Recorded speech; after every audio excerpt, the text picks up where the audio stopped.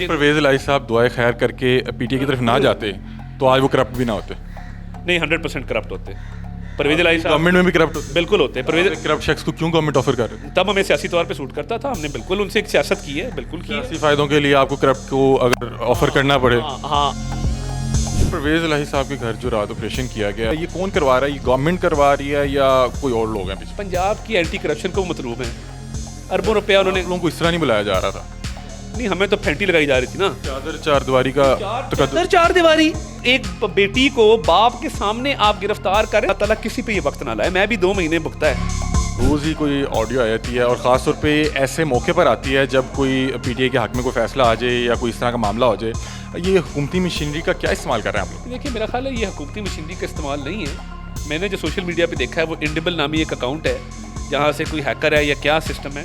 वो कहते हैं कि पंजाबी की कहावत है कि हत्थां दियां दित्तियां दंदां नाल खोलनियां पैंदियां ने। काजी फैज़ी साहब की बात सुनी होती, नोटिस लिया होता, तो आज ये नौबत ना आती। तार साहब समझते हैं कि ये कोई इंडिविजुअल शख्स कर सकता है या इसके पीछे हुकूमत नहीं है, तो फिर कौन है? और अगर ये मामला काजी फाइज ईसा पे नहीं रुका तो मेरा ख्याल है अभी भी नहीं रुकेगा। कल को आप भी हो सकता है अपोजिशन में जाएं तो आपके खिलाफ भी यही चीज़ें इस्तेमाल हों। कौन साबित करेगा कि ये कोई इंडिविजुअल हैकर नहीं है? गवर्नमेंट का ही काम है ना, इदारों का काम है। कोई इंडिविजुअल भी कर रहा है, कर तो गैर कानूनी काम रहा लेकिन है। ना कोई लेके आए ना एविडेंस, बताएं आप ले आए एविडेंस कि जी ये फ़लाँ IP एड्रेस इस अकाउंट का, ये फ़लाँ से लिंक होता है। तहकीकात का मुतालबा तो कोई करे ना। अगर हमारे सोशल मीडिया पे अगर कोई भी आगे कोई इस तरह का मामला लीक कर दे तो हमारे इदारे के पास कोई ऐसी टेक्नोलॉजी नहीं है कि उसको काउंटर किया जाए। टेक्नोलॉजी बिल्कुल है, ट्रेस किया जा सकता करना नहीं चाह रहे। है। नहीं, करने की बात नहीं, कोई दरखास्त दे ना, कोई साइल तो आए, अपने तौर पे क्यों करें। लास्ट टाइम मैंने आपका इंटरव्यू किया तो आपने डेयर करते हुए कहा कि आई डेयर परवेज़ इलाही के तोड़े असम्बलियाँ। उन्होंने तो हिम्मत करके तोड़ दी, आप लोग हिम्मत करके इलेक्शन क्यों नहीं करवाए? उन्होंने हिम्मत नहीं की। उन्होंने हिम्मत इसलिए नहीं की कि वो आज भी दरखास्त लेके खड़े अदालत में कि मेरी असेंबली बहाल की जाए, तो डेयर तो मेरा पूरा नहीं हुआ। अस्सलाम वालेकुम नाजरीन, मैं हूं आपका मेज़बान अली हमज़ा और आप देख रहे हैं न्यू न्यूज़। नाजरीन, अता तारर साहब हमारे साथ मौजूद है, इनसे बातचीत करते हैं। आजकल रोज़ ही किसी न किसी की ऑडियोज़ आई होती हैं, इनसे बातचीत करते हैं कि हुकूमती मशीनरी किस काम के लिए इस्तेमाल कर रहे हैं। अस्सलाम वालेकुम। वालेकुम सलाम जी, बहुत शुक्रिया। तारर साहब कैसे हैं आप? अल्लाह का शुक्र, आप कहिए। रोज़ ही कोई ऑडियो आ जाती है और ख़ास तौर पे ऐसे मौके पर आती है जब कोई पीटीए के हक में कोई फैसला आ जाए या कोई इस तरह का मामला हो जाए। ये हुकूमती मशीनरी का क्या इस्तेमाल कर रहे हैं आप लोग? देखिए, मेरा ख्याल है ये हुकूमती मशीनरी का इस्तेमाल नहीं है। मैंने जो सोशल मीडिया पे देखा है वो इंडिबल नामी एक अकाउंट है, जहाँ से कोई हैकर है या क्या सिस्टम है, वो तो बेहतर आप ही बता सकेंगे। मगर देखें, तब जब ये सिस्टम कहाँ था कि जब जस्टिस काजी फैज़ी साहब अमृता बदयाल साहब की अदालत में खड़े थे और उन्होंने वहाँ पे खड़े होकर बतौर साइल ये दरख्वास्त की थी कि सर मेरी और मेरी फैमिलीज़ की ऑडियोज़ जो हैं वो आ रही हैं, फ़ोन टैप किए जा रहे हैं, हरासा किया जा रहा है, इसका नोटिस लें। हंस के उस बात को टाल दिया गया था। वो कहते हैं कि पंजाबी की कहावत है कि हत्थां दियां दित्तियां दंदां नाल खोलनियां पैंदियां ने, कि जो हाथों से आपने जो नॉट्स बांधी हों वो दांतों से खोलनी पड़ती हैं। बात ये है कि ये अब तासुर आम है कि तब काजी फैज़ी साहब की बात सुनी होती, नोटिस लिया होता, मामलात को ठीक तरह सुलझाया होता, तो आज ये नौबत ना आती। तो जैसा करना वैसा भरना। तार साहब समझते हैं कि ये कोई इंडिविजुअल शख्स कर सकता है या इसके पीछे हुकूमत नहीं है, तो फिर कौन है? और अगर ये मामला काजी फाइज ईसा पे नहीं रुका तो मेरा ख्याल है अभी भी नहीं रुकेगा। कल को आप भी हो सकता है अपोजिशन में जाएं तो आपके खिलाफ भी यही चीज़ें इस्तेमाल होंगी। देखिए, हमारे खिलाफ तो क्या क्या इस्तेमाल नहीं हुआ। बात यह है कि मंशियात डालने से लेके, बाप को बेटी के सामने गिरफ्तार करने से लेके, साफ़ पानी में बुला के आशियाना में गिरफ्तार करने से लेके क्या क्या नहीं हुआ। ईद पे फरियाल तालपुर को नहीं गिरफ्तार किया गया। हमें तो 3-3 महीने, 6-6 महीने, साल, 2 साल, 3 साल, 5-5 साल लोगों ने कैद काटी है। तो इधर कौन सी ऐसी क़यामत आ गई है? और बात यह है कि ये कौन साबित करेगा कि ये कोई इंडिविजुअल हैकर नहीं है? और ये देखें ना, बात ये है, तो ये तो गवर्नमेंट का ही काम है ना, इदारों का काम है। कोई इंडिविजुअल भी कर रहा है, कर तो गैर कानूनी काम रहा है ना, कोई लेके आए ना एविडेंस, बताएं आप ले आए एविडेंस कि जी ये फ़लाँ IP एड्रेस इस अकाउंट का, ये फ़लाँ से लिंक होता है। तहकीकात का मुतालबा तो कोई करे ना। अगर हमारे सोशल मीडिया पे अगर कोई भी आगे कोई इस तरह का मामला लीक कर दे तो हमारे इदारे के पास कोई ऐसी टेक्नोलॉजी नहीं है कि उसको काउंटर किया जाए। टेक्नोलॉजी बिल्कुल है, ट्रेस किया जा सकता है। करना नहीं चाह रहे। नहीं, करने की बात नहीं, कोई दरखास्त दे ना, कोई साइल तो आए, कोई दरखास्त गुजार आए, अपने तौर पे क्यों करें और कैसे करें। तो बात ये है कि कोई दरखास्त गुजार आएगा, कोई तहकीकात का मुतालबा करेगा तो तहकीकात होंगी। तार साहब लास्ट टाइम मैंने आपका इंटरव्यू किया तो आपने डेयर करते हुए कहा कि आई डेयर परवेज़ इलाही के तोड़े असम्बलियाँ। उन्होंने तो हिम्मत करके तोड़ दी, आप लोग हिम्मत करके इलेक्शन क्यों नहीं करवाए? उन्होंने हिम्मत नहीं की। उन्होंने हिम्मत इसलिए नहीं की कि वो आज भी दरखास्त लेके खड़े अदालत में कि मेरी असेंबली बहाल की जाए, तो डेयर तो मेरा पूरा नहीं हुआ।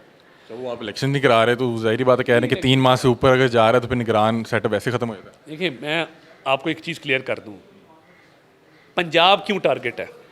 खैबर पख्तूनख्वा में क्या आइन में लिखा है कि 90 दिन में इलेक्शन कराया जाए? सिवाय खैबर पख्तूनख्वा के मैंने तो नहीं पढ़ा। खैबर पख्तूनख्वा किसी को याद नहीं है। और दूसरी बात ये, इलेक्शन किसी की ज़िद पे नहीं होंगे।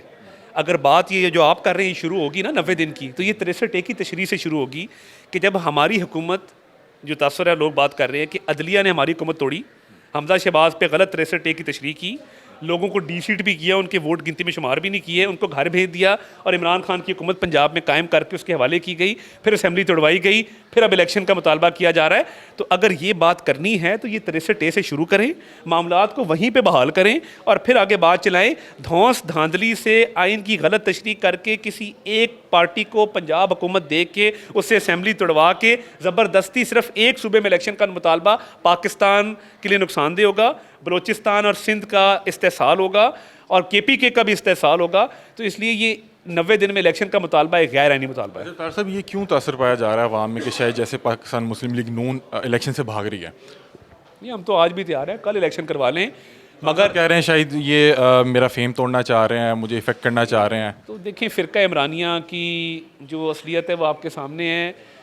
मुस्लिम लीग नून किसी की ज़िद और अना की वजह से इलेक्शन में नहीं जाएगी। हम आइन के मुताबिक जाएंगे। जो 63A वाली मैंने बात की, जिस तरह मामलात चलाए जा रहे हैं, सिर्फ पंजाब को टारगेट इसलिए किया जा रहा है कि पंजाब में ये कुछ मखसूस धांधली करके ये फेडरल गवर्नमेंट में आना चाहते हैं, ये बाकी सूबों के इलेक्शन इफेक्ट करना चाहते हैं।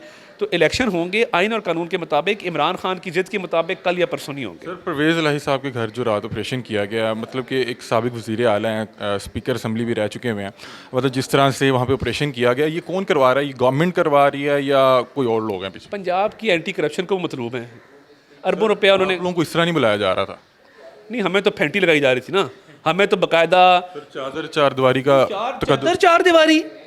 एक बंदे, एक बेटी को बाप के सामने आप गिरफ्तार कर रहे हैं, दूसरी दफ़ा चादर चार दीवारी। जब 96 की दीवारें नहीं फलांगी गई, जब नैब आई थी हमजा शहबाज को पकड़ने, घर के अंदर दाखिल नहीं हुए।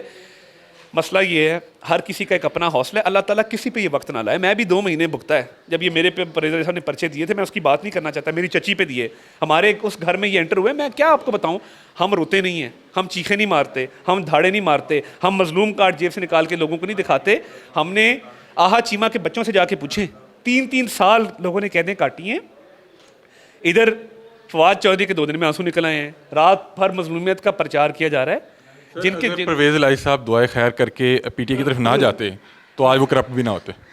नहीं, 100% करप्ट होते परवेज़ इलाही साहब। गवर्नमेंट में भी करप्ट होते? बिल्कुल होते हैं। परवेज़ करप्ट शख्स को क्यों गवर्नमेंट ऑफर कर रही है? तब हमें सियासी तौर पे सूट करता था, हमने बिल्कुल उनसे एक सियासत की है, बिल्कुल की है। सियासी फायदों के लिए आपको करप्ट को अगर ऑफर करना पड़े? हाँ, अगर पंजाब का सबसे बड़ा डाकू डिक्लेयर करके उसके साथ बैठ के हुकूमत की जा सकती है, उसको परवेज़ इलाही को वज़ीर आला बनाया जा सकता है, तो मेरा ख्याल है हम किसी करप्ट शख्स को अगर थोड़ी देर के लिए कबूल कर लें तो इतना बड़ा जुर्म नहीं है। मगर पंजाब का सबसे बड़ा डाकू कह के उसको साथ बैठाना जुर्म अजीम है और गुनाह कबीरा है। बहुत शुक्रिया।